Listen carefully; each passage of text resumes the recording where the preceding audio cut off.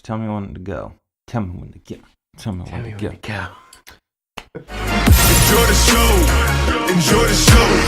Enjoy the show. Enjoy the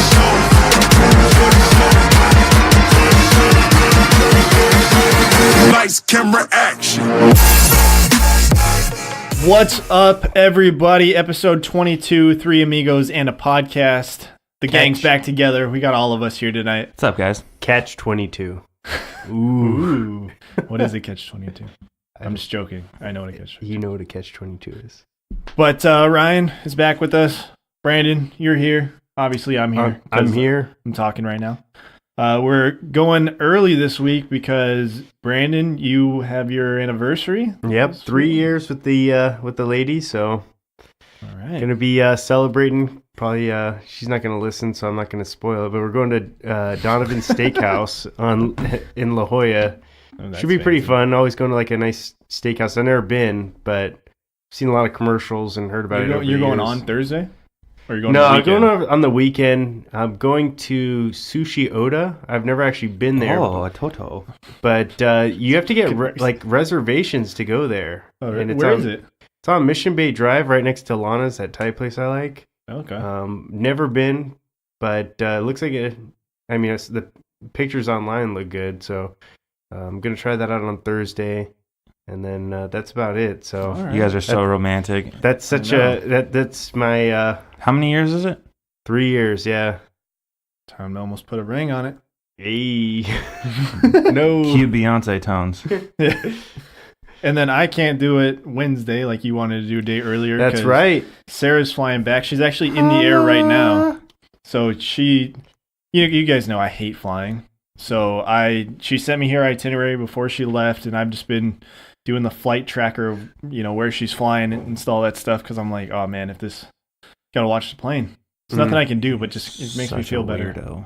I hate flying, dude. I know we were talking about it. How You're like the obsessive boyfriend. yeah, that's what. No, it's just like if I watch it, the plane won't fall, right?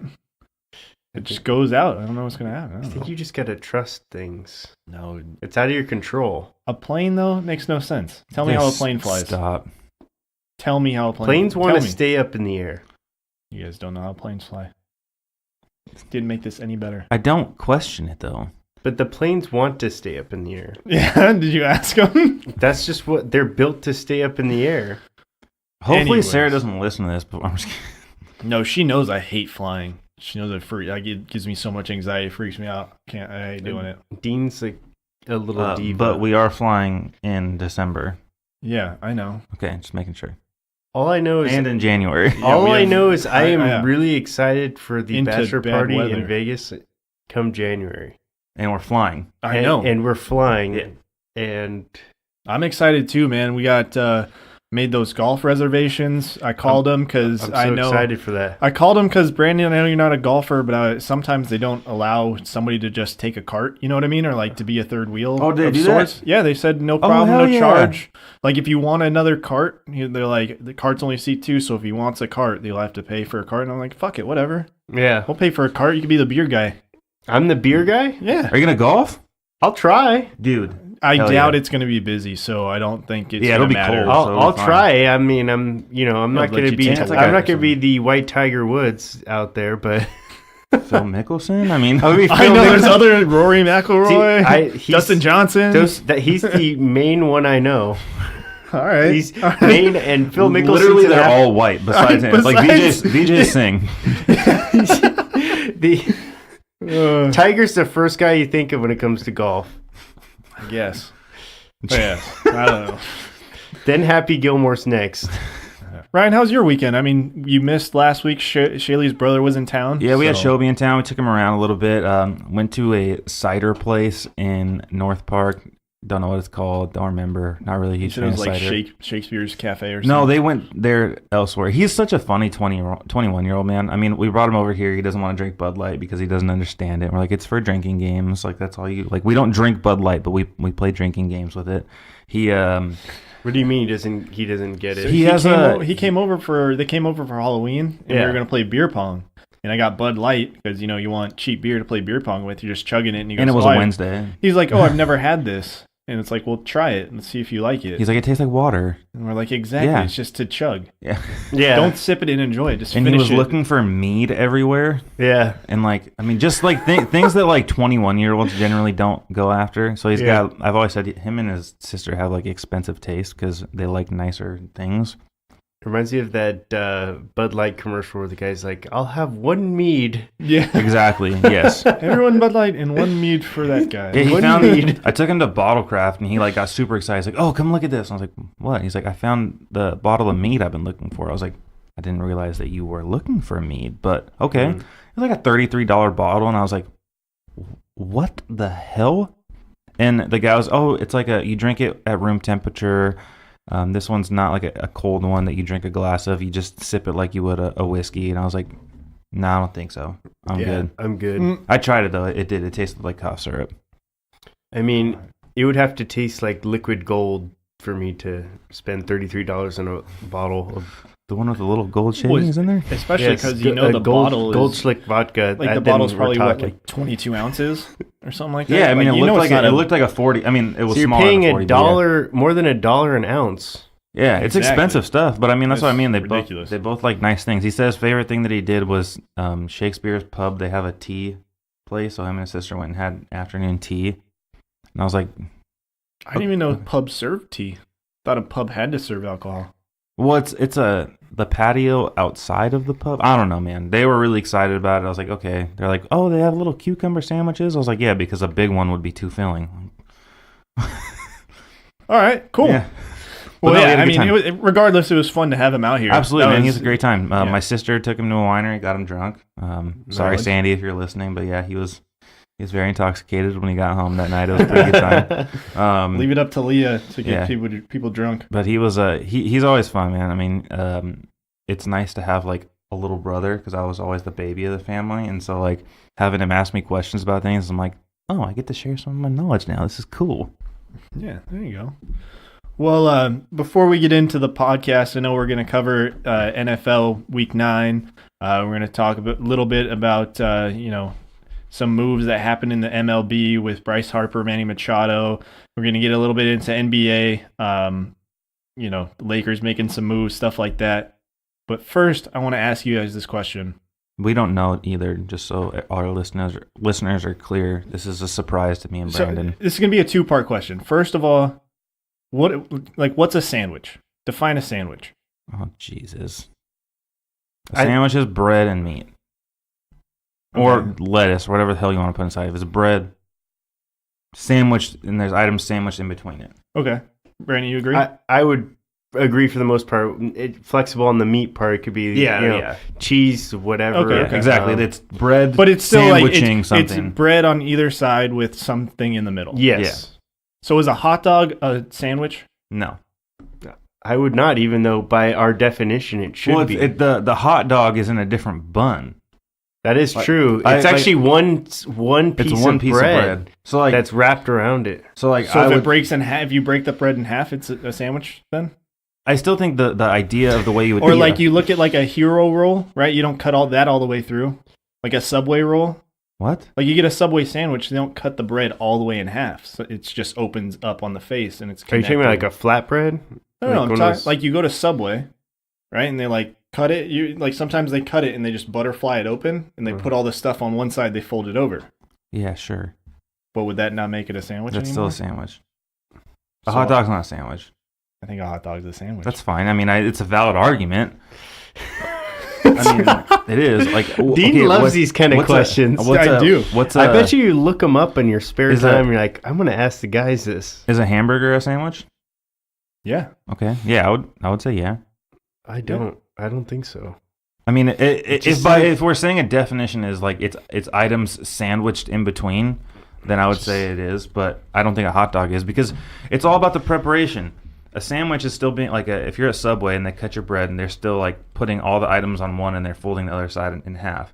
Whereas a hot dog, the way it's prepared is it's laying on a bed of bread and you put your toppings on top. I know you probably eat your hot dogs plain because you're freaking weird, but No, I put stuff on them. okay. Yeah, I don't know. I mean, I don't really eat hot dogs that much though. Yeah, I'm not a big. Because hot dogs are disgusting. Yes. I mean, if you could get a good one, good ones are worth it. But You like I putting a just good rather wiener eat in the your I'm mouth? not I'm not really into the, whatever the. You don't like eating wieners? I'm not a big not a big wiener guy. So Where did this No. discussion come from? I don't know. I was like, Who are you arguing at work with? no, I was like, I saw this article, like I work in the IT field, so it's like I scroll through the internet for the majority of the day, like a solid couple hours, and I came across this thing randomly where Jimmy Dean Sausage was trying to define sandwich as saying that it doesn't sandwich that doesn't have to be between two pieces of bread. Like if it's between two portobello mushrooms, it's a sandwich, or if it's between, anything, it's a sandwich. Like they said, an ice cream sandwich, that's a sandwich, even though it's not bread. It's I think cookies by or something. like the definition of the word sandwich is two items pushing something together. Yeah.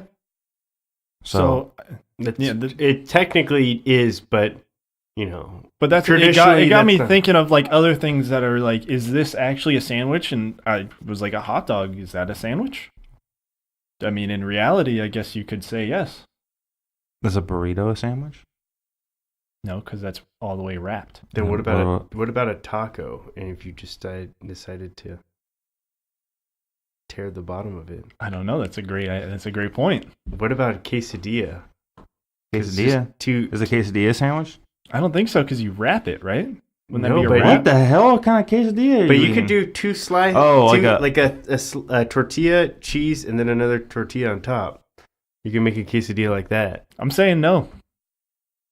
But then a hot dog's not a sandwich. yeah, if you're gonna you- put your foot down on a quesadilla, I'm saying you got to be consistent, man.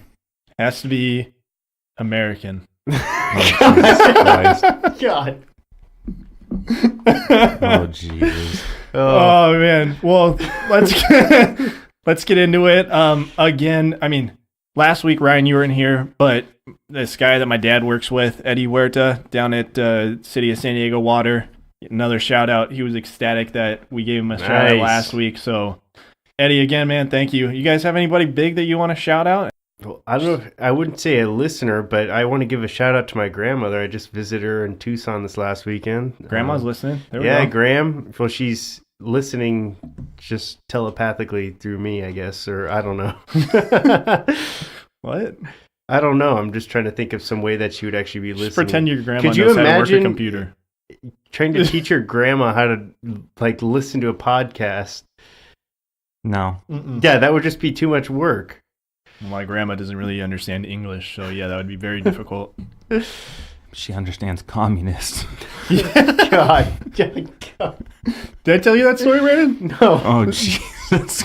So for all the listeners, my grandma is from Japan. She doesn't speak very good English. She, it's very broken, and She doesn't hear very well. she doesn't either. hear at all. She can't hear Yeah. at all. So we use the Google Translate on our phone to communicate with her. Mhm. But whenever we eat dinner, she always says, "I'm not very hungry." Like, no, thank you. She doesn't want to eat. We put food in front of her, and she doesn't want to eat it. And we're like, just a little bit, like just have a few bites, like one or two.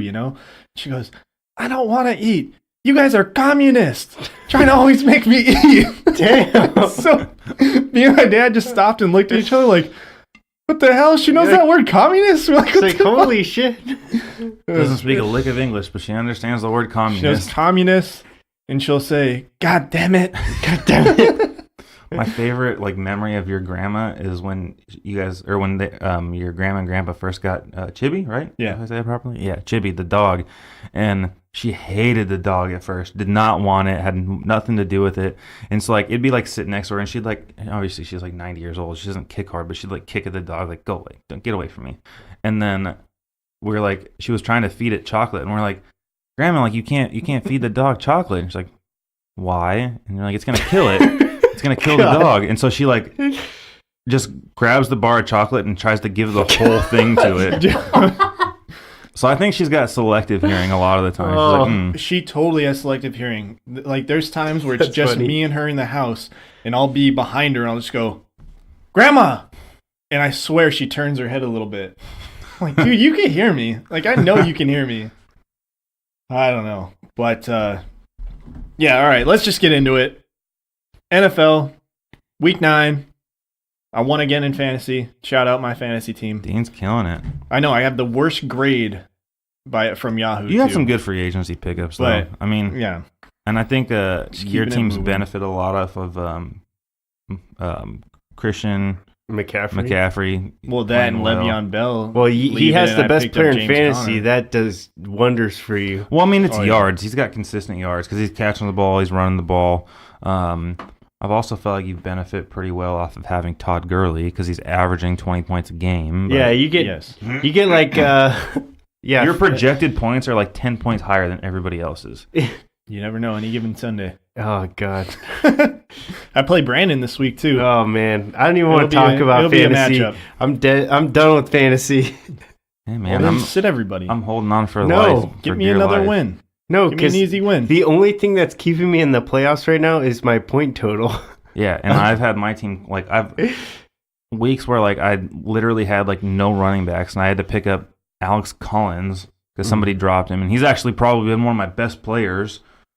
Been pissing me off. I I had think James dropped him Fournette or nothing. Alfredo, one of those. Well, like I said, I got a little stack of running backs. So if you got a good wide receiver, Nobody wants Dalvin Cook, Dean. Damn it. Dean wanted to trade Enrique because I know Enrique, you're listening. Dean ran this trade by us, and both me and Ryan just Well, Brandon tried to beat around the bush a little bit. I don't know if DeAndre Hopkins for Dalvin Cook is a good offer, and I was like, that's stupid. No. he's like. Yeah, so the Nobody's gonna take straight up that. offer was I was going to give up Dalvin Cook and I was trying to get DeAndre Hopkins from Enrique. And he's like, God. I don't know if there's a lot of value there. I was like, no, that's a terrible trade. God. There's zero value from him, but I thought maybe, Well, there's some value to him, but it's not DeAndre Hopkins or anywhere close to DeAndre Hopkins. yeah, I would say agree. you're probably looking at maybe a Demarius Thomas, maybe Pretty much, yeah. No, I know. You have Cooper, but it would be somebody like Cooper, somebody who yeah, I know. has upside. That's the only thing. My wide receivers are so just. I mean, I would look at picking up that guy from the Packers if you're desperate for a receiver. Yeah, I was looking That's. I mean, that's who I have a waiver claim in for. It's going to go through tomorrow, so sweet. hopefully I Cool. get I'm him. gonna Look that up real quick. Fuck you. Hey. Fuck you. Okay. Anyways, so yeah, week 9. I know I got that we number had 2 waiver, and we had the David Jones not doing anything. You basically have number one. I know, right? But yeah, week 9 we had the two greatest quarterbacks going up against each other. We had Tom Brady and the Patriots going up against Aaron Rodgers and the Green Bay Packers. The Patriots take that, and it really made it look like Tom Brady is the greatest. I mean, I don't think it's a question anymore. I just think that Tom Brady's the type of quarterback. It's a dying breed. It's not. I mean, he's the Phillip Rivers, the Drew Brees, the people that drop back and throw pocket quarterbacks. It's a dying breed. And Bill Belichick and his defensive coordinator had a really good game plan for the Packers. But I mean, Tom Brady is the solely number 1 quarterback in the history of the NFL, based off of accolades, based off of trophies, rings, everything. You can't deny it, and people can talk about the dink and dunk down the field things. Dude, I swear. But, I mean, he's dink and 41 dunk, years old, man. Just people fucking saying that is bugging me, dude. I've heard that.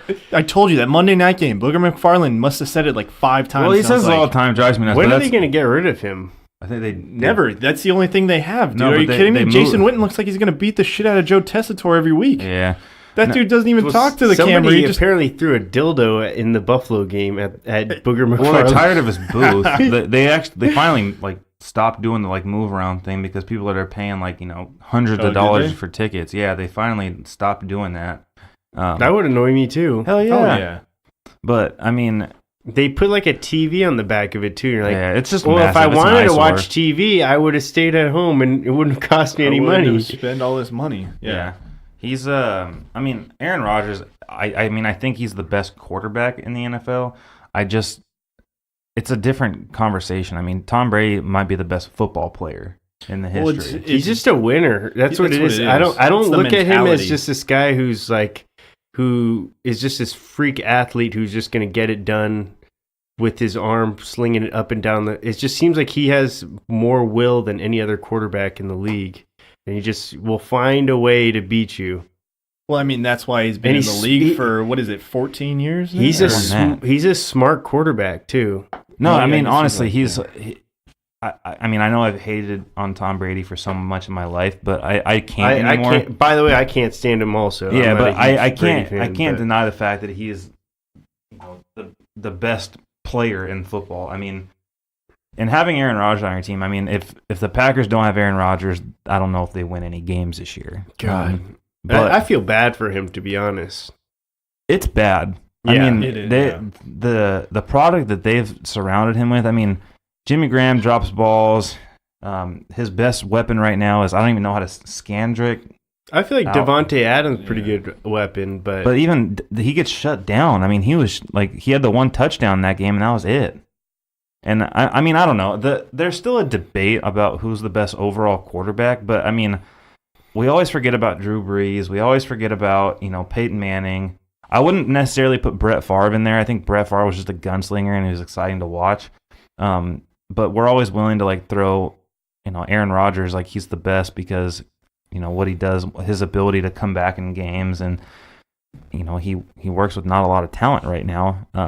But when you look at the fact that Tom Brady has as many Super Bowl rings as he does, and Aaron Rodgers has one, I mean the conversation's kind of over at that point because when it gets down to the nitty gritty of the playoffs, it is about who can win late in a game, and I wouldn't want nobody else but Tom Brady.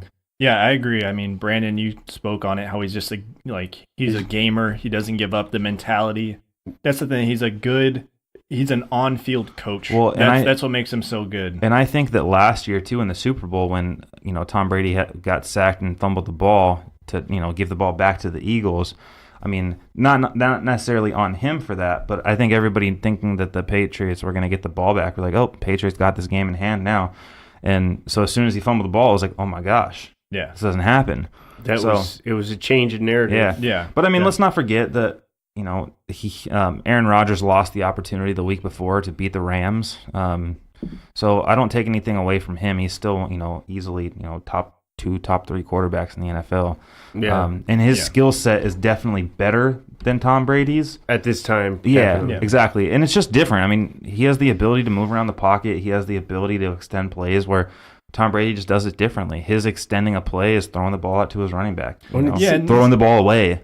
It seems like they can run the ball too, so it takes a little bit of pressure off of Tom Brady a little bit too. Not to weaken our argument but and let's not forget it's the combination of Tom Brady and Bill Belichick. Yeah. I mean, Exactly. that's Yeah. the most the dangerous system. combo in the history of the NFL. But it's it's Tom's NFL football IQ is through the roof. I think that he's better than that at Aaron Rodgers. Mm-hmm. I think also his football IQ leads to him being able to work with less, to do more working with less. Well, if you look at what he's done with them, their offense changes every year. I mean, he went through having the receivers. personnel is that's why he always gets different. And that's what I feel like Aaron Rodgers this year kind of his personnel has his changed. greatest of all time is kind of weaned off for me because his personnel changed. He's not having that great of a year. Obviously, it's hard to really tell how good he is this year because of that knee injury.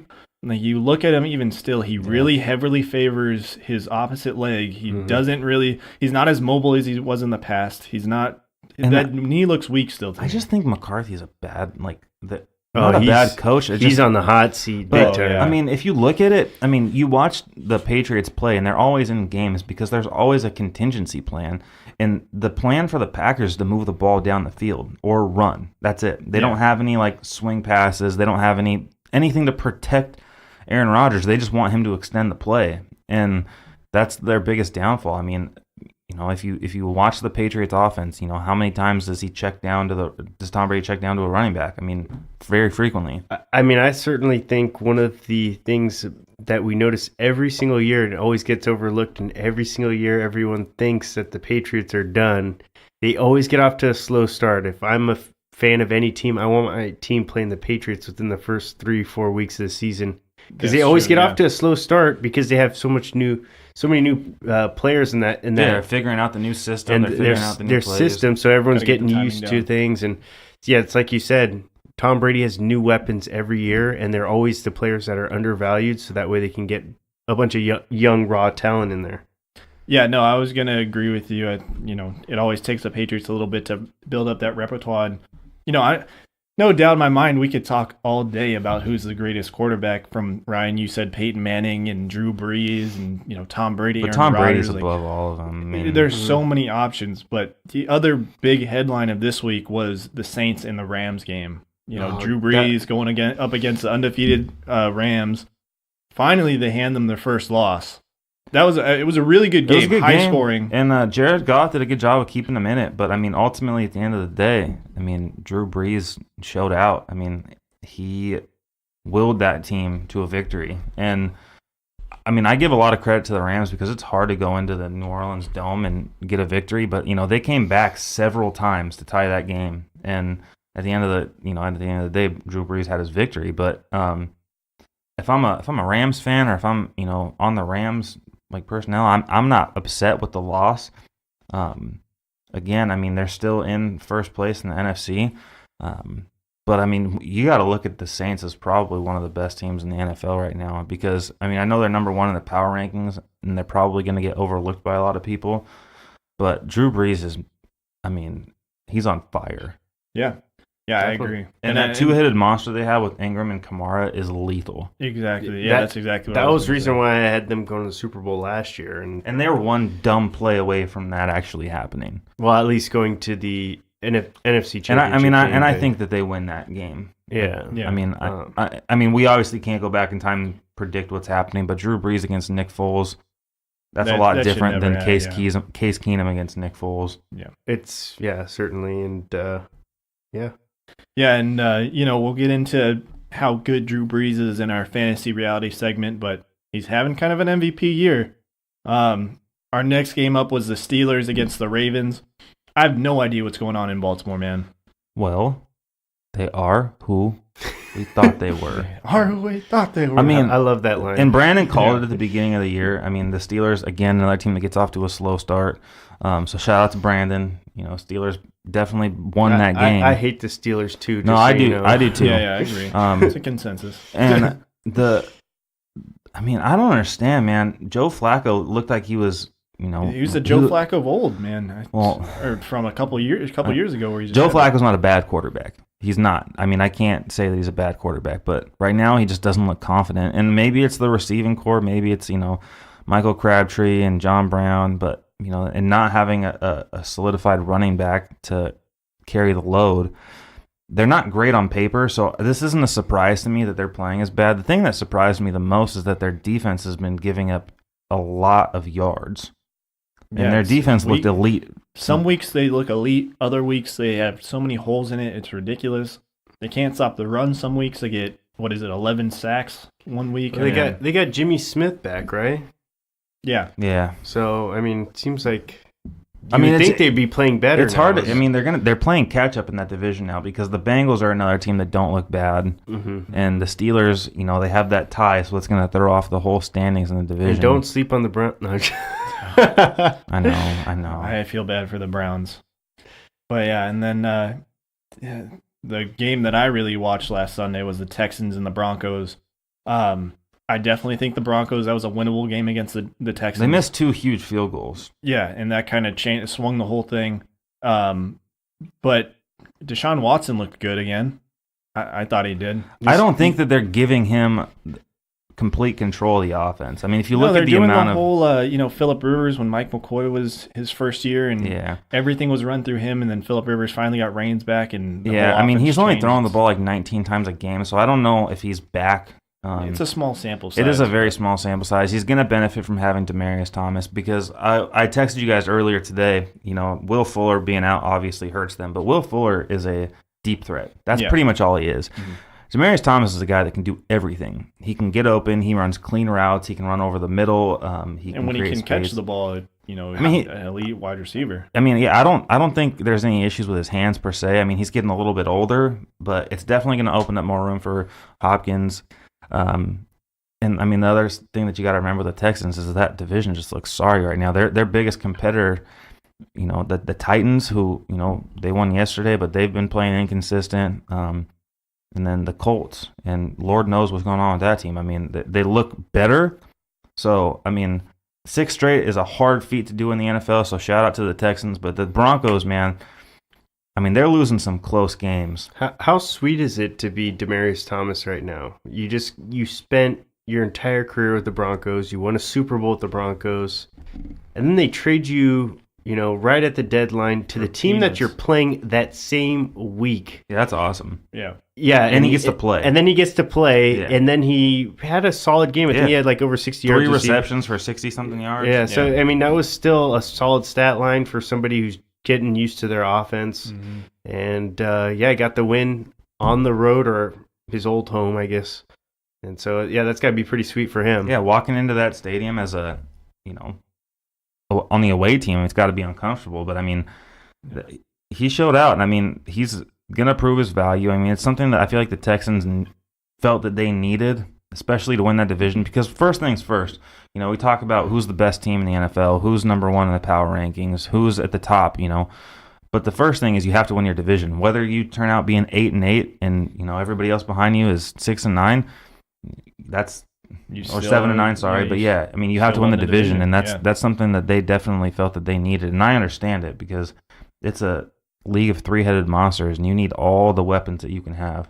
Yeah, and I know maybe Deshaun Watson didn't have the best game on paper or whatever, but just the fact, like you guys said, that Demaryius Thomas comes in, gets 3 receptions, 60-plus yards or whatever. I think he might have had like 5 targets in that game or something like that.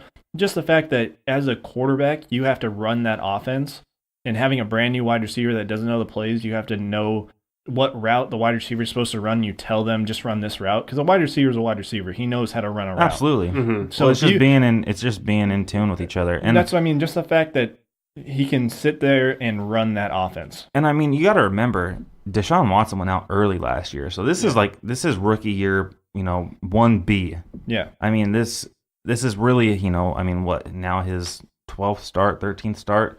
So he hasn't had a full season under his belt. So there's still things that he's doing as a rookie quarterback that you'll start to see. I wish nothing but for the best of him. I mean, he's an exciting player to watch.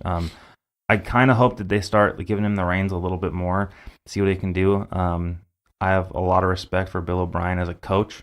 So whatever they're doing with them, they've won 6 in a row. So hopefully they can keep it up. And we mentioned it, again with that other division, but the Browns, man, they just get beat down again.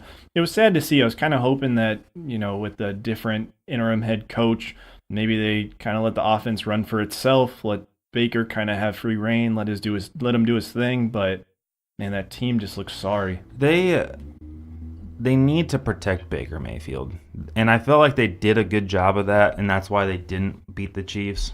They were in the game for a little while, back and forth. They were, down by 6 points, down by 15. But the one thing that I thought Hugh Jackson and Todd Haley did a bad job of was just putting too much pressure on him to be elite right now. Not calling plays to set him up for success, similar to what you saw you're seeing with Josh Rosen when he was under Mike McCoy in Arizona. So you saw a lot of timid play calling, a lot of dink. Don't say it. I didn't say it, but a lot of short passes, trying to get completions. And he had the one interception, but I mean the Chiefs. I mean, a dinky dunk on your face. That's not a team that you can unless you're actually going to hold on to the ball for the majority of the game and keep their offense off the field. They got too much firepower. I mean, you need to try to score. The Chiefs' offense is just clicking on all cylinders. Just really tough to stop them. Yeah, and they had the run game going for them too. That was the one thing I feel like that they've kind of been lacking more or less in recent weeks. They've kind of been relying on Mahomes a lot more and Tyreek Hill. Well, Mahomes is making more mistakes now too. He is. I mean, they need to start letting Kareem Hunt take over a little bit more because you're seeing it, especially down the line when they have a 1-2 score lead. I mean, it's the NFL. The no lead is safe, and you guys have learned that in the past being Charger fans. 21 points, 3 scores, that can change real quick. So it's going to be interesting to see with the Chiefs because I feel like they need to start leaning on Kareem Hunt a little bit more, especially as this year goes on, slowing down the pace of the offense, allowing their defense to rest because it's not a sprint in the NFL. It is definitely a marathon. Yeah. And their defense is going to get tired. Yeah. And then, speaking of defenses, the reason why Brandon lost his fantasy matchup last week, the Bears defense, man, I know they were playing the Bills, So that's not really a good matchup. But still, without Khalil Mack, they still shut it down. What was it? 2 defensive scores they had? 29 fantasy points against Why him. is Nathan Peterman still in the NFL? Dude, Did you see that tweet from EJ Manuel? Hell yeah. Is he wrong? No, definitely. I didn't see it. What did he say? He's like, I'm just paraphrasing, but he was basically like, if that was me, you guys would have cut me a long time ago, you know? Yeah, he's like, I obviously, I'm not going to speak out too much about my experience in Buffalo, but, I'm currently sitting on my couch at home, and this dude's, still playing week after week. Dude, there's plenty of embarrassing. options. There's plenty of talent out there for them to get. You know what I mean? And we won't get into the whole Colin Kaepernick conversation. Well, hell, we've done a pretty fucking good call job. Tebow, man. Dude, you could call so many other options. Anybody else. Anybody. Call me. I do think Kaepernick would be a good option for him just because they need someone who's mobile because that O-line is awful. Well, again, EJ Manuel, he was relatively mobile. Relatively mobile. Dude, at this point, I'd be on the phone with Jamarcus Russell. Anybody else? Hell, I mean, they signed Terrell Pryor last week. Put him back there. He is statistically the worst quarterback in NFL history right now. And they're still rolling him out there. Averages like 3.5 turnovers a game. I feel like it's an organizational tank, don't you? Maybe. I don't know. Maybe they see some quarterback that's coming out in this draft that they really want. I don't know, Well, man. let's not take away from, the Bears kind of maybe had a couple of easy matchups. They played the Jets last week, the Bills this week, but still they're number 1 in that NFC North. So I'm not taking anything away from the Bears, but I also have to give the Bills credit for being a really crappy football team. Oh, yeah, an easy we rollover. can talk about the Raiders, we can talk about the Giants, but I don't think there's any team that's in as bad of a situation as the Bills. I mean, yeah, Josh Allen, hopefully, we can't talk about them drafting the quarterback because they just drafted one first overall. Yeah, that's right. But you look at the Giants and, they have Saquon Barkley, they have Odell Beckham. They have some superstars on that team. The Raiders, they still have Derek Carr, but they also have 5 first-round draft picks over the next 2 years. That's right. The Bills have jack shit. Their best receiver right now is Kelvin Benjamin, who was basically kicked out of Carolina. Yeah. They traded him for a bag of chips. Yeah. They have nothing. LaShawn McCoy is an aging running back. And they could have tried to flip LaShawn McCoy, and they didn't. And he's getting old, man. he can't be the same running back that he was. He's an elusive back, and when you start to lose a step, you can't be an elusive back anymore. Yeah, that's very true. But yeah, I don't know. The Bears though, they're looking good. No, I'm not sleeping on the Bears at all. No, the Bears deserve to be on top. They're playing Trubisky right. I still think that the stupidest thing they ever did was trade up 1 draft spot to draft him because they could have gotten him at 3. But he's not playing bad. That he's not getting a lot of pass opportunities, but their defense is allowing them to play with a short field, letting him run the ball. He's showing his mobility. And then Howard there, man. Looking like an elite running back still. A very underrated running back. Yeah, and we talked about if the Bills are looking to kind of lose out to do something with their draft picks, and another team that looks like they're battling for that is the Raiders, and they had the Battle of the Bay, so to speak, against the 49ers. Dude, they got their ass kicked by a third-string quarterback. For sure, the Raiders are definitely doing it. It's evident they trade away all their best players to get draft picks. They're focused on the draft. Well, and they're not concerned about gaining a fan base right now because they're getting a brand new one. So even if they lose out, what do you guys think their fan base is going to be if they move to Vegas? Dude, they still have the biggest fan base in Los Angeles. It's Raider Nation, man. Yeah. They're huge. Them and the Cowboys, man, they just don't have to worry about losing. They're always going to have a fan base. And right now, if I'm a Raider fan, I'm content. The fact that the matter is they would have been $79 million in the hole by re-signing Khalil Mack and Amari Cooper. Not to say, Khalil Mack is a stud, and they should have kept him. Cooper is expendable, for sure. But now they have 5 opportunities to get an elite player. Not to mention they're going to have high second-round picks as well. So you just got to hope Gruden knows what he's doing. Yeah, plus it helps a fan base know, we suck now, but our future looks bright. Well, and that's the thing, is if you look at a team like the Cowboys, who God knows what's going on with them, they don't have a first-round pick next year. At least your fans can look towards the future. It's like, hey, next year we have 3 first-round draft picks. That's exciting. Being a Charger fan, like the last couple of years that we've had, and when we had, high draft picks, that's still exciting. It's like, hey, you know what? This year's over. But coming forward, we're going to have some pretty awesome talent coming to our team. The Chargers, for the most part, do a really good job drafting their players. Yeah, no, absolutely. I feel like free agency is another discussion, but they seem to do a good job. No, they're a finding build talent through, they're in a the build draft. through the draft team. I Yeah. mean, I will question pretty much all of their free agent signings aside from Casey Hayward. But I mean, like I said, if you look at a team like the Cowboys and it's like, what is your future? I mean, again, you have Ezekiel Elliott, that's great. Now you have Amari Cooper, that's fine. I still think he needs to be paired with a better receiver.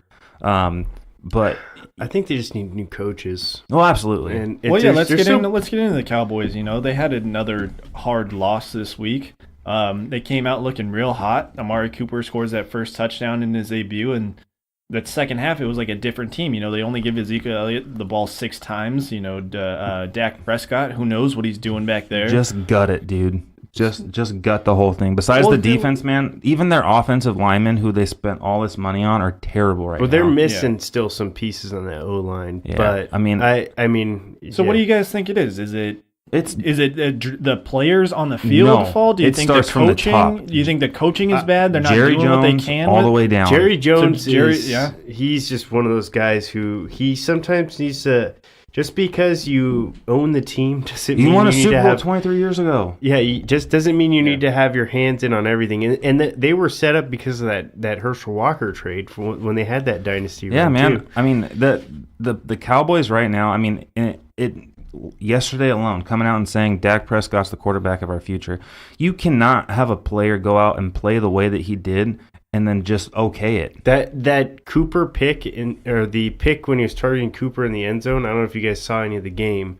No, That I was- did. I saw that. That Yeah, was yeah. awful. Yeah. Like, Yeah. what were you thinking? But throwing again, that too, up there? I look at that play, and if you watch everybody else on the field, like that was a pure coaching call. They said, "Hey, we're gonna run everybody else to the right. I want you to throw it to him." But being a quarterback in the NFL, you have to know when to get rid of it. That was just stupid on both parts. It was a terrible play call, Yeah.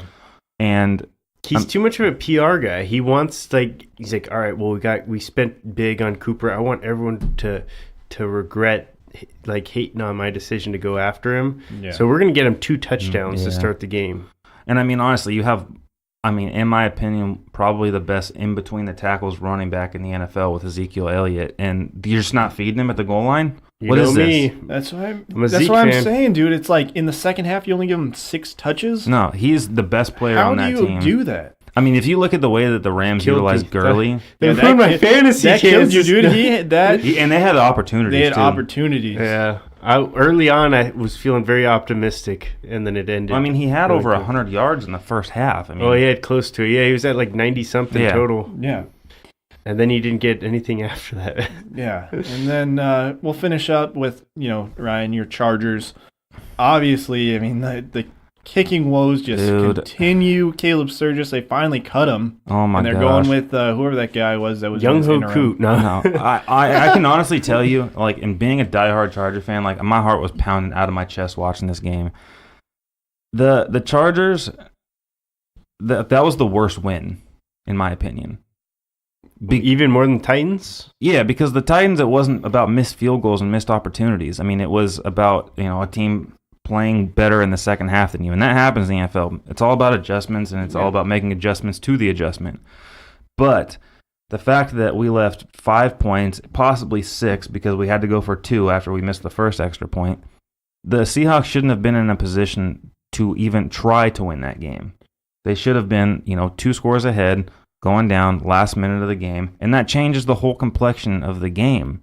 I saw that stat where he had only converted 9 of his last 15-point after tries with the Chargers. That's embarrassing. That I was is telling embarrassing. Dean, and like if you calculate his field goals and his extra points, he has 50% field goal percentage. It was like maybe 60. maybe something like 60. that. But if you're a quarterback completing 50% of your passes, you're not playing in the NFL. yeah. Unless you're Nathan Peterman. Yeah. Just kidding. No, but honestly, Pretty much. I mean, No, but really, if you do half of your job, you're getting fired, Yeah. regardless of Yeah. what you do. so I mean, like I Especially said, kicker. I wouldn't have let him back on the freaking plane with the team. Like, find your own ride home, dude. yeah, but even so, so we were talking a little bit. Chargers have enough PR problems. Yeah, we talked a little bit, At at the that beginning of this segment about how Aaron Rodgers does a lot with nothing. Russell Wilson does a lot with nothing. Oh, yeah. I mean, he single-handedly, it's like that last play in the game, what was he supposed to do? Run that in? Like, that's the only way they were going to win that game is if he took control of it. And Absolutely. he delivered a bullet, man. That ball, even though it was tipped by Jaleel Adai, it still hit whoever that wide receiver is more in the chest. Yeah. I mean, It's like, you got to catch that. And I'm not taking anything away from the Chargers because damn do they look good right now. Phillip Rivers is playing better than he's ever played in his career. Mike Williams is showing up now. Keenan Allen is lighting everybody on fire, and Melvin Gordon is playing like the second best running back. And not in the only NFL. is their offense on fire, that defense, man. Dude, I mean, they're swarming the ball. That's they're what they've flying invested around. in. I mean, you look Yeah. at Desmond King. I sent you the thing today. At the beginning of the year, you guys didn't know who Desmond King was, and he's the number 1 rated cornerback in the NFL right now. And this is the 2 years in a row an interception for a touchdown to help seal a game. And he's again a player like obviously not the same size and strength as Derwin James, but somebody that they just put all over the field and expect him to cover whoever they need him to. Yeah. To me, and I mean, I know this is going to sound like a bold statement, but they, right now the Chargers look like the best team in the AFC as a complete defense, offense. I'm not saying that they're better than the Patriots when it comes to like playing a team. I'm talking about if you're looking at, both sides of the ball, offensive and defensive efficiency, they look better than both the Chiefs and the Patriots. If you take away the X factor Tom Brady. No, that's what I'm saying. I'm not talking about like positional players Certainly. and you're like just going mean into Foxborough pure- and playing. I'm talking about if you're looking at a team from top to bottom on paper. the way that- obviously it's the Chargers, so I wouldn't expect them to go into Foxborough and beat the Patriots, but they're playing like the best team in the AFC right now. You've said a lot of things on this podcast, and that might be one of the saddest things I've heard you say. Just because it sucks that they left and now they're doing so well. But it was expected, man. I mean, it's the knew, NFL. I knew it was going to be you like knew it was that. going to happen, but still, Well, I mean, it sucks that it is. they've been setting this up like this for years now. I mean, you can't. It's the NFL. That Unless you're the seemed- Browns, you can't be that bad for that long. Yeah. That seemed like organizational tanking to me. I don't when they think were- so, though. If you look at the draft picks they made when they were in San Diego, You could still make smart picks because that's I what don't know. set It them definitely up. doesn't seem like organizational tanking. It seemed more or less of an organization just shutting down. because if you look at a team like the Raiders, that's organizational tanking, and Well, the that Chargers for sure nowhere. is, but you could still.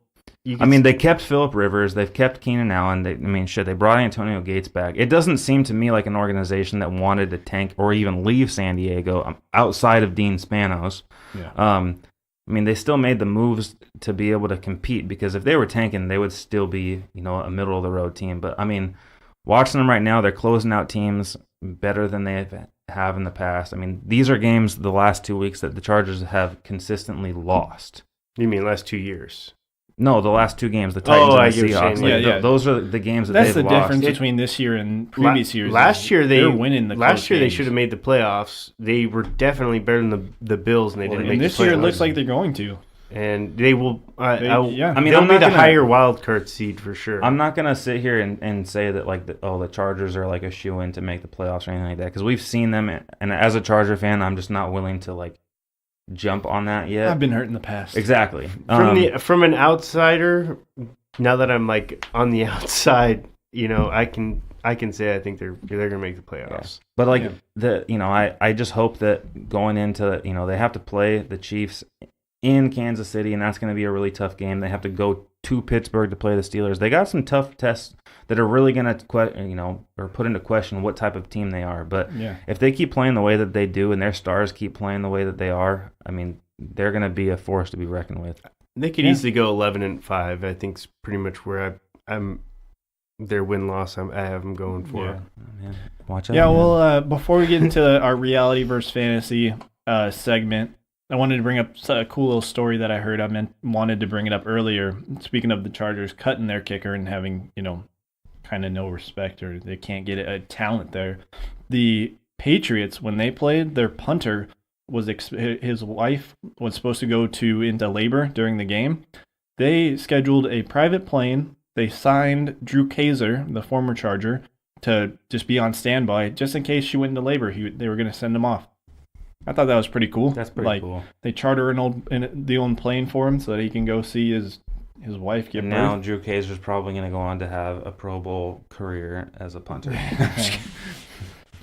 Well, let's get into this fantasy and reality segment. Or do you guys want to do some playoff predictions beforehand? I don't know. Yeah, let's do a little. Just go quickly, maybe, or You want to just do let's see, AFC East. Who you guys taking? We got the Patriots right now at 7-2. That's a dumb question. That's a dumb question. All right. We all are in agreement. New England, The most closest to the heart for Ryan, the AFC West. I mean, the Chiefs are 8-1, Chargers are 6-2, but like we said, both teams kind of have some tough schedules coming up. Yeah, I mean, obviously everybody's going to say the Chiefs are going to win the division. Yeah, It's going to come down to the last few games of the year. So, I think everybody forgets that the Chargers are only one game back from the Chiefs. So, yeah, they are winning in a 5-game win streak. Yeah, winning in Kansas City is going to be a must for them if they want to win that division. But I'm going to pick the Chiefs. Right. Yeah, I'm going Chiefs too. I just feel like, I mean, unless Mahomes goes down, which I'm not trying to put any bad juju out there, but that would literally be the only reason why I'd see them dropping out of.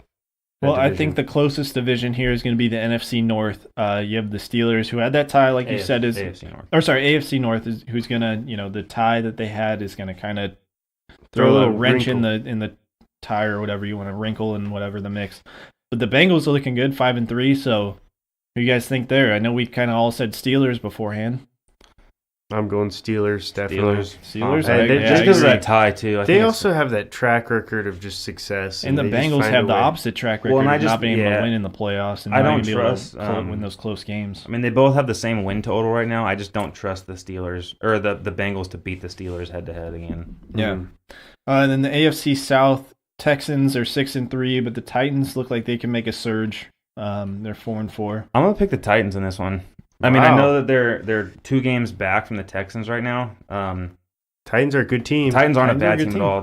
They do a pretty good job of controlling the ball, and I just think that the Texans, not giving as much, opportunities to Deshaun Watson might end up biting them in the ass. But I'm gonna pick the Titans in this division.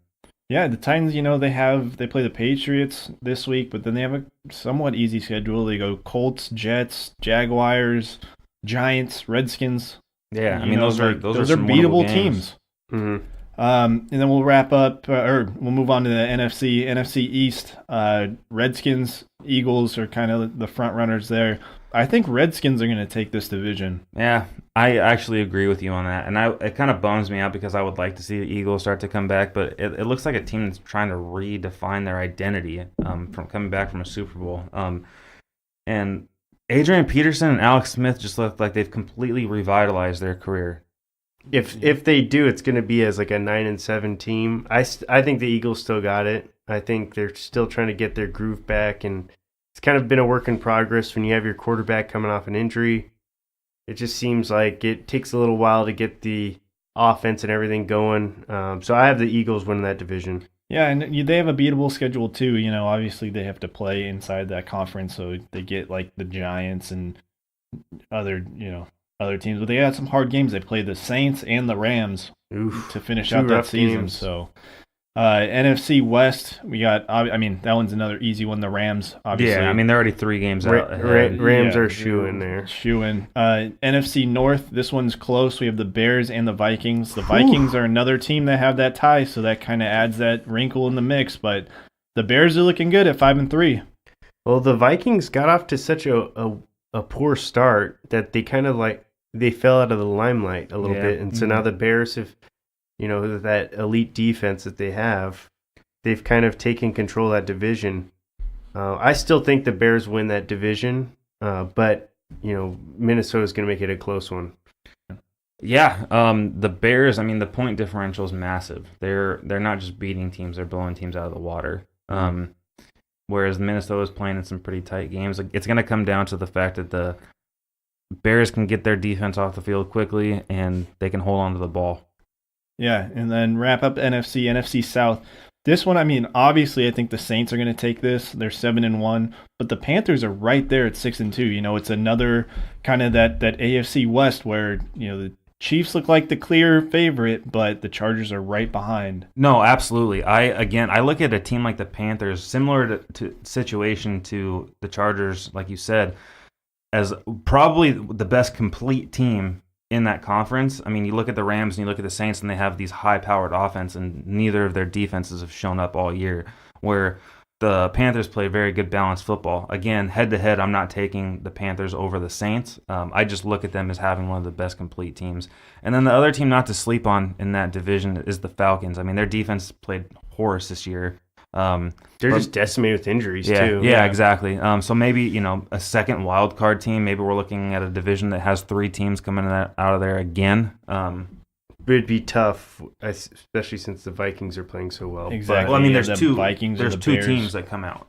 2 wild card teams. Yeah. So Yeah, Carolina so and Vikings maybe, or Yeah, to have the Falcons Yeah. surge all the way Yeah. through to be. That'd I'm be just tough. saying said, they're three- getting hot. They start Yeah, off yeah. 1-4 and they're 4-4 now. Yeah, it would Yeah. be tough. Well, that was going to be my other question. So with the wild card in AFC, obviously I think the Chargers might be the favorite as, the number one, but then teams like the Bengals and the Dolphins and the Titans even that could potentially fight for that second wild card or even push the Chargers out. The Dolphins have a good defense, but I'm not picking Brock Osweiler or take anybody to the playoffs. definitely Yeah. not. I I got agree. Bengals as the number 2. Yeah, I'm gonna actually go ahead and pick the Texans on this one just because I had picked the Titans to win that division. I think that the Texans would definitely. There's no way the Texans aren't making the playoffs this year. They're 6-3 right now. They're hot. So if I'm saying the Titans are gonna come back all the way from 2 games back to win that division, then the Texans are a shoo-in. Yeah, and then over at the NFC, another real tight wild card race that could be had. You have the Eagles, the contending Super Bowl champions, but then you also have the Vikings, like we said, at 5-3, the Panthers 6-2, and you can never sleep on the Seahawks. I know that they don't really have a good team, and Yeah, it was Russell Wilson. He's the it's most Russell underrated Wilson. quarterback to me. That's what I mean. And, their schedule is beatable. It's winnable. They play a terrible Packers team. They play, the 49ers and the Vikings, like we said. And they played a close game against the Rams, too. I mean, the Seahawks aren't bad. And they have the Rams coming up again this week, so that could be another real close game. So who do you guys think is going to be that second wild card? Obviously, I think the or the Panthers, I think we can say, are going to be 1. Mm-hmm. Who's gonna be I'm the going second? Panthers 1, Vikings 2. I'll take that. Yep. All right. Yeah, I agree. But definitely, coming down to the I'm wire, it's pulling going to be. I'm pulling for the Falcons, though. I always kind of have a soft spot. Matt for the Ryan to me Falcons. is having an MVP type year. He's so, had his best year. yeah. So I mean, Even I though would. they've had riddled with injuries and Yeah, defense is lacking. But I'd say Eagles just because they have the better defense right now. But I would hope that the Falcons can make a push for that second wild card spot. yeah, well, let's get into our fantasy and reality segment. This is going to be kind of heavily awards based, but first off, let's start with Eli Manning. Man, that Giants team in general is just absolutely atrocious. But Eli Manning will not finish the year as the starting quarterback of the Giants. Brandon, you want to take this first? I think that's reality. Eli Manning has played pretty poorly. He's been inaccurate on deep passes, and they have one of the best deep threats in the game with Odell Beckham. And the fact that they're 1-7 with the talent that team has on its roster, to me, it just doesn't seem like you could honestly commit to a guy that long. And I just think the seat's been getting hotter every week that they lose. And, in New York, that market, they demand winners. And if you're not, the seat only gets hotter from there. So, I have Eli Manning he will ride the bench at some point this year. I'm gonna go. Wait, how did we word this? That he will not finish the season as. I'm gonna go fantasy on this one. And I agree with everything Brandon said, just to start off. The only reason is you look at their backup quarterback, Kyle Lowetta, who just got arrested for some bullshit. That's exactly traffic thing. my point. Yeah, it was stupid. And that's funny because I actually have a client that lived in New York for a while, and she was like, it's so dumb because it's so easy to make that mistake. I guess he was just acting like an ass about it. But I just don't. I mean, if Eli Manning continues to play the way that he does, the Giants are a lock for a top 3 pick. Right now they have the number 1 overall pick in the draft. And you're kind of putting your other players like Odell Beckham and Saquon Barkley in jeopardy if you're putting a young quarterback in there. Right now, Eli Manning can at least keep them healthy, keep the pressure on him. If you put in another guy, it's going to... Sign Kaepernick. Yeah, dude, honestly. I mean, that's the only difference. It's just because of what they have as their backup. I don't think it's an upgrade. Yeah, Ryan, that's exactly my point that I was going to say. You look at their depth chart as who they have Like you said, their third string guy got arrested. Their second string is this Alex Tanney. I was looking him up earlier after we, kind of. Yeah, they drafted Davis Webb last year too, and then cut him. So like they don't have anything. Yeah, they have 2 third-string quarterbacks. Yeah, this Alex Tanney guy, he played one game in 2015 for the Titans. He went 1 for 10. Yeah, no. You know what I mean? So it's like numbers. Yeah, great numbers, right? So, I don't know. It's just one of those things that I definitely think it's fantasy that he's gonna ride the bench at some time. But our next prediction is going to be Drew Brees will win the NFL MVP award. Ryan, take this first. I think this is a reality. Taking nothing away from Patrick Mahomes, he's having a phenomenal year, and I think that if he does end up coming close to breaking the record for single-season touchdowns, then he's a lock. I just think that Drew Brees is a more popular vote. I think that the fact that he's 40 years old and he's going out there and he's beating good teams and leading a Saints team that I don't think anybody really expected them to be 7-1 or 8-1, whatever they are now. I think it's, again, not saying that it's any less of a reality that Patrick Mahomes wins MVP, but to me he looks more like an offensive player of the year, where Drew Brees is looking like he's carrying that team to victories. Yeah, Brandon, what do you think? I'm going to agree with Ryan. Drew Brees is my pick for MVP at this point, unless by some crazy thing that the Saints just fall off a cliff. But he just provides so much leadership to a team that's lost one game, right? And one game up to this point. They're number 1 in the power rankings right now, and so he said he's breaking all these records this year, and it seems like people got to vote for it. Yeah. And I think that's what I mean. He's a very likable person. He's got the personality. He's one of those guys who's overcome a lot of adversity, and that's something people recognize and something people appreciate. Absolutely. And the other thing too, before Dean goes, is if you look at a player like Patrick Mahomes, that you remember that he's obviously benefiting off of the fact that he has a lot of weapons. Where Drew Brees, he manufactures wins, he manufactures touchdowns. He does it with his feet. He does everything. And so if we're talking about valuable to their team, like we've always discussed in the past, whether it be with LeBron James or Tom Brady, I think that's what we have to remember when we're talking about this award. Yeah, and that's a great point that you point out. Is it is the most valuable player for that team, and Drew Brees has had his record-setting season already. It's kind of been Drew's year, and I think it would be a great way for him to wrap it up. So I think it's reality that he does win it, but at the same time, you look at the MVP award, it always comes out as the most shocking player, right?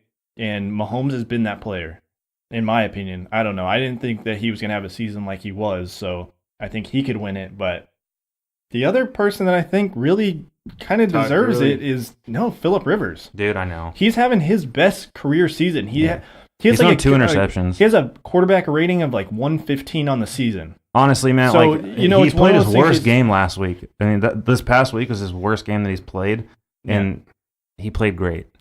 Well, it seems like that offense is definitely clicking. And it seems like when they lose, it's not because their offense isn't producing, it's because on the defensive end. And everybody was kind kind of... And poor kicks. Well, and the ironic part about it as well is everybody was, the Chargers aren't going to be playing as well because they don't have Hunter Henry. They're saying that he has a possibility coming back in December, but they've utilized all of their receivers. I mean, if you look at who he's getting the ball to, I mean, he's throwing it to Virgil Green, he's throwing it to Austin Eckler. Mike Williams has had touchdowns in consecutive games now.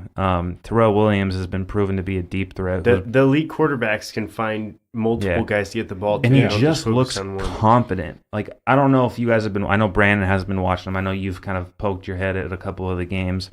When Phillip Rivers first started with the Chargers, when he threw the ball down the field and he just had that, fiery look in his eye, like you knew it was going to be a completion, and he's doing that again. So I agree. I mean, Phillip Rivers, if they continue to play the way they do, the only problem is Chargers get no love. Yeah. And again, Todd Gurley should get a nod.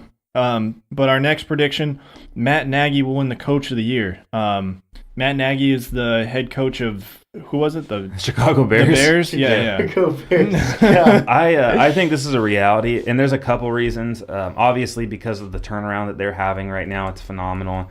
The second thing being, it's hard for a coach like McVay over in Los Angeles with the Rams to win back-to-back, because a lot of the times when they're looking at these awards, they're talking about what's the difference between this year and last year. Another coach, I mean, I feel like I've been talking about the Chargers a lot, but Anthony Lynn, been coaching amazing, but definitely Nagy, I think, is deserving of Coach of the Year. Because I don't think that anybody thought that this team would be first in the division at the halfway mark of the season. Oh, certainly. I like Nagy, but I think Andy Reid deserves some love, and I think he's going to be my pick for Coach of the Year. Who'd you say? Andy Reid, Oh, the Kansas City Chiefs head coach. Andy Reid, I mean, he put in a new quarterback in a year that the team was supposed to be. They had home field advantage last year, Brandon. I know, I understand, but they're going through big changes this year. And you get a team that's only lost one game, and it was to the New England Patriots on the road on a primetime game. The team's just playing so well, and I think nobody expected them. I think everybody kind of expected that they would still be a playoff team. I mean, the Chargers were favored to win that division going into the year. They were supposed to be the number 3 team in the West, or in the AFC, and just seemed like they've definitely surpassed expectations. But I do think Nagy's done a phenomenal job with the Bears, but I have to put my vote towards Andy Reid. Yeah, I think this is going to be a fantasy. I think McVay over there with the McVay back-to-back. Yeah, I think he's going to go back-to-back with the Rams. You got to remember, people vote for these awards. No, I know. I also think my other favorite is going to be Doug Peterson with the Eagles. If the Eagles can win that division, I think he deserves that vote. If they can come back? Yeah, if they come back and win it, I think he deserves that. I mean, he's done so much for that organization. I mean, last year, I think he could have won it, too. Mm-hmm. Well, I mean, that's the problem that I have with these awards. And you guys all make valid points. I mean, Andy Reid, Bill Belichick should be Coach of the Year every year. He should be every year. The Coach of the Year award is looking directly at, comparing years past. It's not necessarily, what you did this year. Because, again, Bill Belichick would win it every single year if that was the case. I think with what Nagy has had and the position that they've put themselves in, the people that they've gotten, I mean, trading for Khalil Mack, I mean, those are the moves that I look at. I mean, to me right now, McVay and with the Rams and their general manager kind of looking like idiots with all the amount of money that they spent on that defense and them not performing. So, I mean, those are all the factors that I'm looking at when we're talking about Coach of the Year. There's a lot of good guys out there. So, I think this is a great fantasy versus reality segment. Thanks, guys. Yeah, appreciate that one. Our last kind of, award is going to be J.J. Watt wins the comeback player of the year. I think this is easy reality. I think it's fantasy. I really hope it's reality. I love J.J. Watt. I think he deserves it. I just think Adrian Peterson, Andrew Luck. Yeah, there are some good options. It's not a shoo-in for me, and that's why I say fantasy. I don't think it's a lock. I think it's a great story. He's had a couple bad years, but I think that you look at a player like Adrian Peterson, who's played on 3. He played for the Saints for a minute last year. He played for the Cardinals last year. Now moving to the Redskins late. I mean, he was a very late pickup. Yeah, they were in training camp. Preseason. It was in preseason. Yeah, I definitely think that's a good point. Is Adrian Peterson, maybe he had a second wind in his career, resurgence of sorts, but you just look at his mentality of what he was like with those other teams. Yeah. Requesting trades, wanting to move on, do all this kind of thing. J.J. Watt's stuck with that organization. He's battled through injuries. He's come back. He's done so much for that city in general. Absolutely. J.J. Watt's an amazing human being. The other one that you can't forget about is Andrew Luck, though, because it's the same thing. I mean, he's been out for almost 2 years. Yeah, that's shoulder surgery. They're just not winning enough for me to see him getting it, though. That's the other part of that. Only part. I mean, Keenan Allen won it. Yeah, but he was a wide receiver versus Andrew Luck is a quarterback and J.J. Watt is a defensive end. I mean, that's my biggest reasoning is because he's more of an impact player. Exactly. Well, you're talking about it's the sexy pick. Exactly. It's hard because you're not seeing J.J. Watt. I mean, unless you're watching a Texans game. I mean, you're not watching J.J. Watt highlights. If you're watching the Colts highlights, you're seeing Andrew Luck constantly. Mm-hmm. Well, I think J.J. Watt's definitely deserving. Yeah, let's wrap up fantasy and reality. the Buccaneers will re-sign Jameis Winston at the end of this year, coming off of his rookie contract. I think it's pretty. I mean, I'm just going to lead off, I guess. I think that's fantasy. I think it's pretty evident after benching him again and now starting Fitzpatrick or Fitzmagic. It sounds like they're ready to move on. I mean, if he was a guy that you were seriously planning on re-signing, wouldn't you give him Another chance. Wouldn't you just let him ride out the season? Like, all right, well, let's see what you can do because this is your final audition for us. Yeah, it's a tough call. Definitely a tough call. I think that there is reality to it. I agree with Brandon though. That it doesn't look good for him. But I just look at their team and I think, what other opportunity do you have? So I think maybe a 1 or 2 year deal. And then they're looking at drafting another quarterback this year because I just look at their team. They have Fitzpatrick, who again is kind of turned back into. God, that would be so frustrating as a Buccaneers fan. Absolutely. I mean, in your head against the wall, you're like, I'm tired of these crappy quarterbacks. And I look at free agency next year, and I don't see a lot of quarterbacks that would be worth signing. I mean, maybe an AJ McCarron, maybe a Nick Foles, somebody like that. But that's a Band-Aid on a bullet wound. Those are guys that are going towards the end of their career that have never been solidified starters. I think that Jameis Winston would definitely be a good contingency plan for them to re-sign. It sounds like they're due for a rebuild to me. Yeah, it sucks because they definitely gave him the weapons that he needs. I mean, Mike Evans, O.J. Howard, Deshaun Jackson. They just put all their trust into one guy who didn't really get the job done. I mean, I think that it's a reality just based off the fact that I don't see any other options for them. Yeah, and he was a first overall pick, and that's hard. That is really hard. It's hard to let go of that. Yeah, I agree. I think it's fantasy. I think that they will re-sign him because, even though the Buccaneers are doing terrible this year, they're the last team in the NFC South. It's not a deep draft for quarterbacks coming out of college. So there's not a big name out there that really jumps out to me. Hibbert from Oregon is a guy, but I mean, I've seen him like 10. Roy Hibbert? No. There's the Greer from West Virginia. Again, guys that you don't see any Andrew Lucks or Cam Chapman Newtons from San Diego State. Well, I mean, you look at next year's college draft, even the big board. The top 10 are all defensive players. Dude, maybe there's an defensive line in there somewhere. It is a front seven loaded draft. I mean, Nick Bosa, the defensive tackle from Houston. I can't remember what his name is right now. Ed Oliver. Yeah. I mean, it is definitely defensive load. So I think that takes some of the value off of the quarterback picks. I don't think you'll see them go as high because of that. But yeah, I mean, I look at it and I don't think that there's another option for the Buccaneers out there right now. I mean, there's project quarterbacks for sure, people that can definitely come in, and you'll see it more. I would definitely look more towards the 2020 draft. Possibly Tua from Alabama coming out, or 2021 with Trevor Lawrence coming out from Clemson. But there's not a whole lot of eyeballing talent at the quarterback position. Yeah, I agree. All right, well, let's move on to baseball. Some kind of front headlines news was Lance McCullers for the Astros. He's undergoing Tommy John surgery, so you could see the Astros looking for a frontline starter going into the offseason. And then also the Yankees re-signed CC Sabathia to a 1-year, $8 million deal. I thought that was kind of interesting. I think CC's kind of more on his way out. I could have seen him retire after the season, but it looks like he's pulling kind of like an Antonio Gates. Just another Doesn't want to go away. Well, he knows the Yankees are primed. Yeah. That team's primed.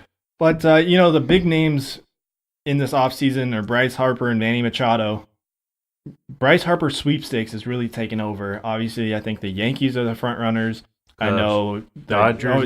The Cubs offered him. Giants are looking a huge front runner right now. I heard that the Nationals even offered him a huge deal. Well, he rejected the Nationals' offer. Did he? They offered him right before the season ended, and it was significantly less than what most people are considering that he's going to get.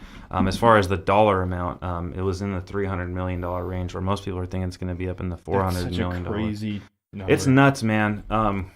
I mean, I don't even know where to go with this because it's very dependent on, he's from Nevada. He spent a lot of time in Southern California playing baseball. So the Padres are the logical choice. I mean,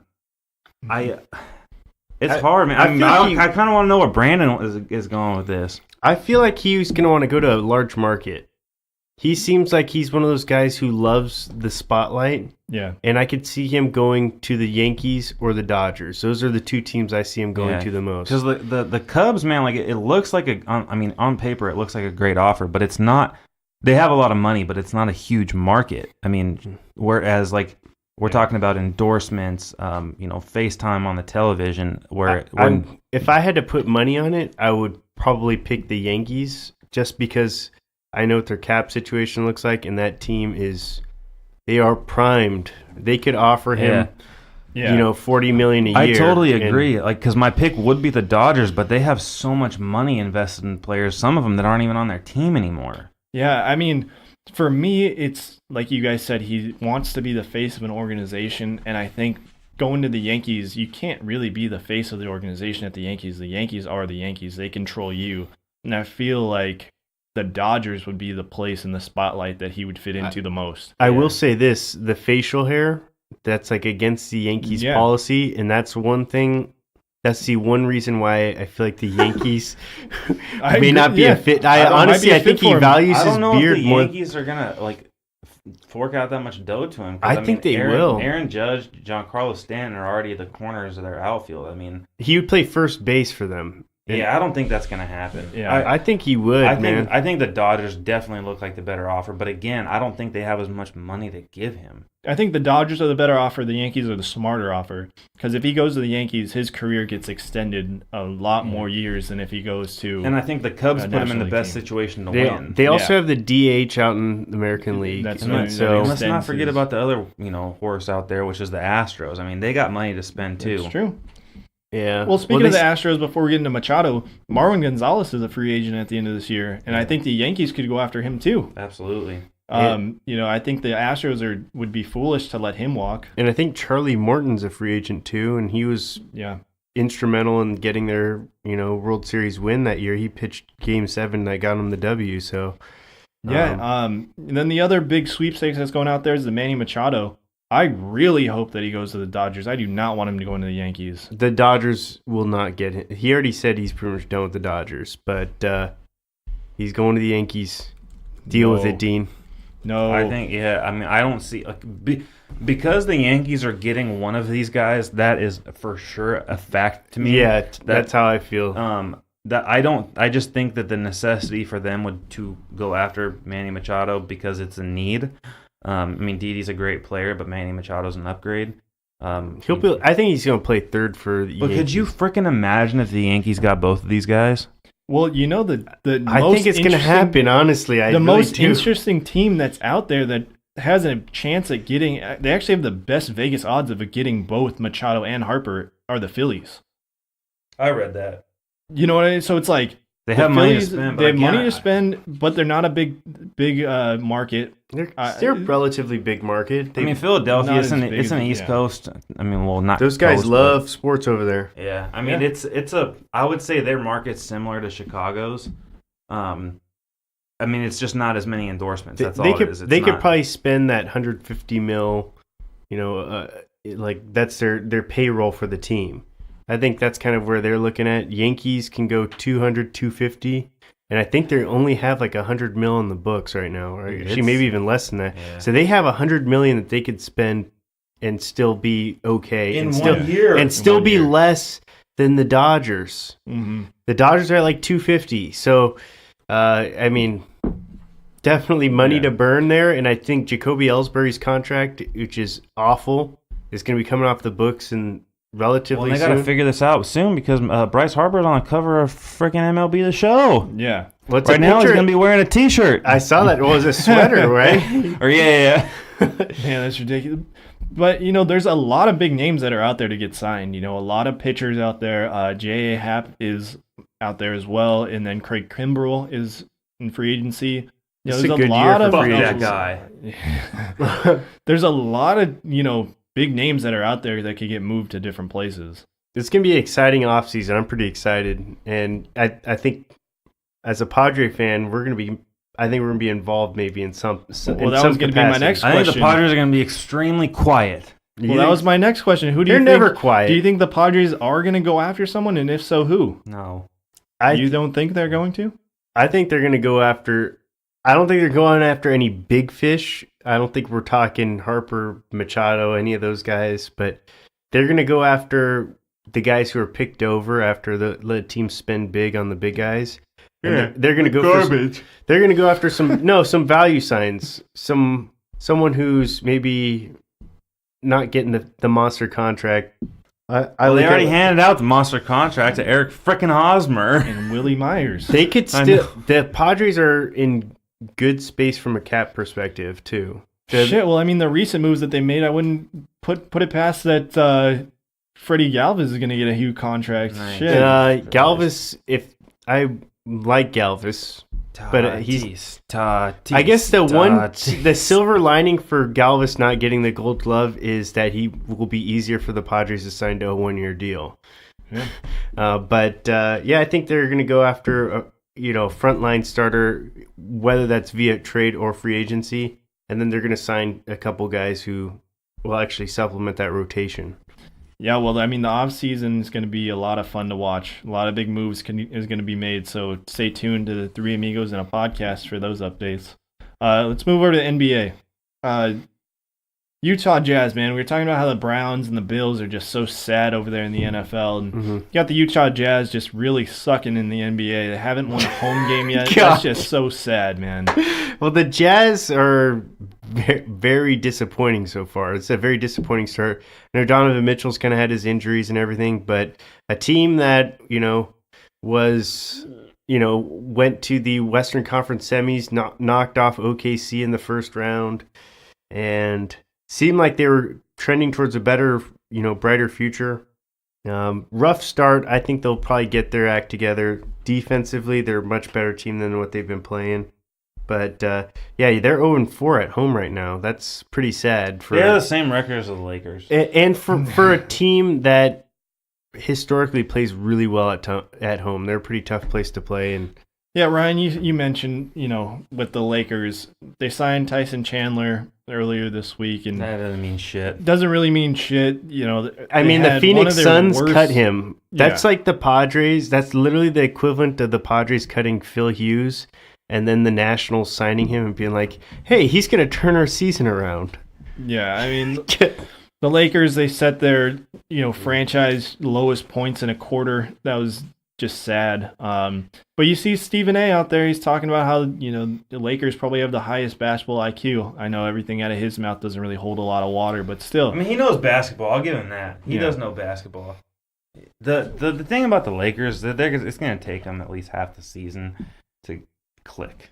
It seems like LeBron's kind of letting the young guys figure out what's going on. He'll take over soon. Yeah, and if the team starts to struggle at some point, like he did with the Cavs last year, who are an awful team and probably the worst team in the NBA this year.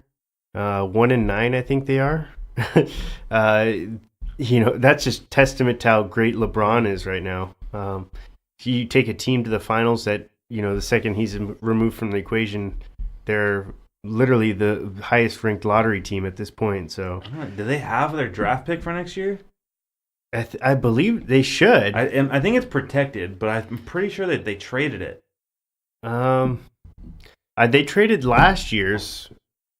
They traded last year's to the Lakers. They traded last year's to the Lakers. Remember, and that's how the Lakers got Larry Nance, and they got the Lakers traded away Larry Nance over to them, and that's how they got Isaiah Thomas and a few other those guys. Yeah, it just feels like they've been trading away all their draft picks, so I just can't imagine, unless it's protected, that they'll still have it next year. That's one thing about LeBron. The second he comes there, the team's got to win, and he will trade off all the assets to win now. Yeah. Well, it was kind of a quiet week in the NHL as well. The biggest thing that came out was the Blackhawks fired their tenured head coach, Joel Quenneville. That guy led the Blackhawks to multiple Stanley Cups, so it's kind of shocking that they fired him. I know the Blackhawks aren't having their best year, but still, just seems a little ridiculous. And they place him with this Colton guy that's the youngest NHL head coach. So it's kind of interesting to see the moves that are being made. How are my Ducks doing? They're doing absolutely terrible. And when you Canucks, say terrible, Canucks are still tied for first place with them. So Oh, so yeah, terrible. Tied for first place. tied for first, but fuck you, terrible. guys. Whatever. I know my boy Gordon Bombay would be proud of them. All right. Well, I have the stat of the week this week. So you guys ready for this? Stat of the day, dabba-dooba-doo, stat of the day, dat of the day. Here comes that what? Stat of the day. Bop. Stat of the day. So I kind of have two. One of them's more personal and the other one's more statistical based. The first one is with Sarah flying today. She will fly for 28 hours, but will remain in the same day. Isn't that kind of interesting? That's cool. I feel like you should have brought that up at the beginning of the podcast. That would have been. You could have done Whatever. a stat of the day at the beginning and then at the end. Just because she would have heard it. She's not going to listen anyways. Oh. She Never mind. doesn't, unless I like force her to listen, she's not going to listen. But yeah, I thought that was interesting. I was like, man, she leaves Wednesday at midnight in Lebanon, which is 10 hours ahead of us. And she comes back Wednesday at 7 our time. So it's a 28-hour flight or 28-hour, flight time. She's like Superman. I don't know, she's a time traveler. You know, Superman, didn't he fly backwards around the planet and somehow reverse time or something like that? Nerd alert. I don't know. But my other one is one that I hold also dear to my heart, is that contrary to popular belief, the average human actually swallows about 0.09% of spiders. You have a 0.09% chance of swallowing a spider. So Ryan always says that... Is that in your lifetime or... In your lifetime. Oh, okay. So Ryan always says that you do like 7 or 8 a year or some shit like that. But in reality, it's less than 1% that you're going to swallow a spider in your lifetime. Still a chance, Dean. Whatever. Yeah, it's a chance. So you're saying there's a chance. We live on canyons, dude. It's for You- when... But still. It's for when you live in like a nasty, dirty old house and you're sleeping on an inflatable mattress. Fuck you. But yeah, they definitely swallowing spiders. say spiders don't actually want to approach a human that's, vibrations are what they're most afraid of. So if you're breathing heavily, they're not going to go near the one part that's... Well, Sarah, does Dean snore a lot? I do. Why would you be breathing heavily? You don't snore? That's like breathing heavily when you sleep. I don't snore. I don't snore. How do you know that you don't snore? Because You can't Shaylee hear tells me yourself. I don't snore. I just know I don't. But apparently I like talk in my sleep sometimes. Well, Dean does that shit too. Yeah, I do. I get aggressive in my sleep. I yell in my sleep. It's Do terrible. you ever I've have seen it. Do you ever have one of those dreams where you like suddenly wake up and you like shake? Yeah. Yeah, I used to have dreams that I was like swinging a baseball bat, and Shaylee would be like, "What the freaking hell are you doing?" Yeah, I don't know. I was being Bryce Harper. That was Bryce Harper for a minute and you ruined it. Yeah. Anyways, I just thought that was interesting. So where's our real stat? That was the real stat. Fuck you guys. Dean, this is a sports podcast. You got to give us a stat about sports. No, I don't want to. I want to run this by you guys. So, a couple years ago, sorry, I know we're going long on the podcast, but at this point, no one's really listening anymore. So, a couple years ago, I got Sarah and I skydiving tickets to go, and she was like, "Oh, what are you trying to kill me?" And I was like, "No, it's just gonna be fun." So we went and did it. It was a lot of fun. And Sarah is absolutely afraid of the water. Like, she only goes into the beach up to like, her belly button. She doesn't know how to swim. She had to get saved by a lifeguard before. But I think it would be hilarious if I printed out a fake receipt for us to go, in the shark cage. Oh God, You guys think it's That a would good be idea awesome. or no? I mean, you just got to play. I would have it printed out and Yeah. then just like when she's in a good mood, maybe spring that on her. Well, I was gonna give it to her for Christmas as like a Christmas gift to be like, "Hey, look what I got us." Read the room, and then if That's pretty funny. Read the room. It's messed Yeah. up, but it's funny. Yeah, Because I was looking at it, and they have a place up in like just you depends on launch out of Long Beach or something like that. I was like, oh, that's perfect. It depends on how far you want to go with it. You're like, well, I bought these. They're non-refundable. It'd be perfect. Just another quick announcement for you guys. There are currently 20 items bought off my wedding registry, so you guys better get on it. There's still some pretty good stuff on there for you guys to get. Oh, do we have to do that? We have to buy it? I'll call you. I thought that was just like a suggestion. I'm not wedding absent. I'm wedding present. Oh, but I don't get it. It's from How I Met Your Mother. I don't remember that.